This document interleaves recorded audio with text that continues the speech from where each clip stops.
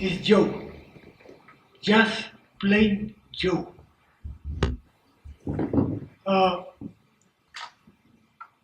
Whether maybe he become sometimes in the future, which is not possible given the time, Dr. Joe, not Dr. Joe, just plain Joe. Even if he were, or he would become a king, not King Joe, just plain Joe. The dearly departed, about whose book has been written about, has been known to this Joe for a lifetime. I used to refer to this man as a barefoot boy from Okondomba. Okondomba is the place where he hailed from. When I met him, when I met him for the first time, we were told to go get some firewood at the primary school. And he was following me from behind. When I stopped and looked at him, he was 11 years old. He was 11 years old. He would stop. He would start kicking stones like this, small stones. And that became his traditional mark for following me behind myself. I was 4 years older than him. He was 11 years old and I was 15.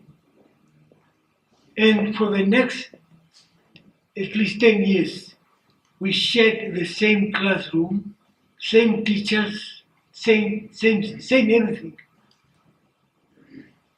And that is how I know him.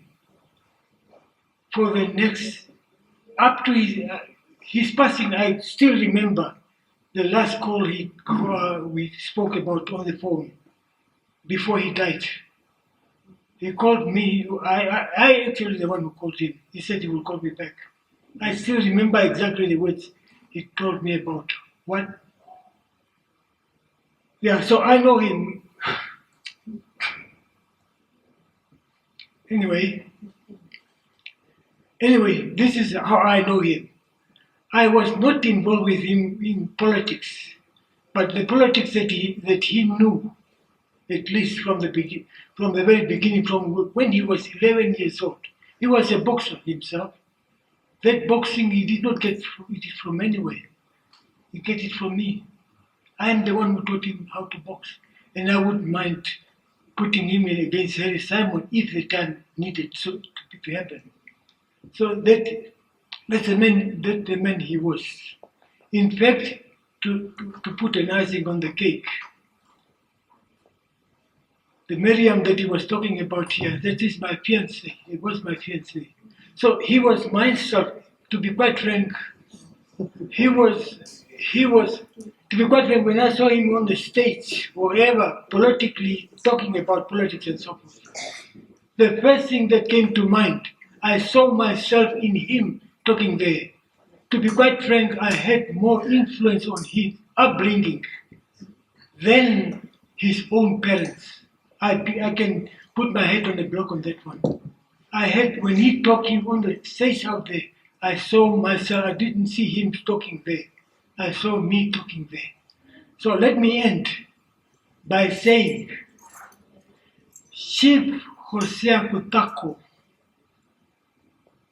was the facilitator of the Namibian of this political process. But the people behind him, the so-called foot soldiers, were people from here, and a place along the Eros Mountains, which I refer to at that time as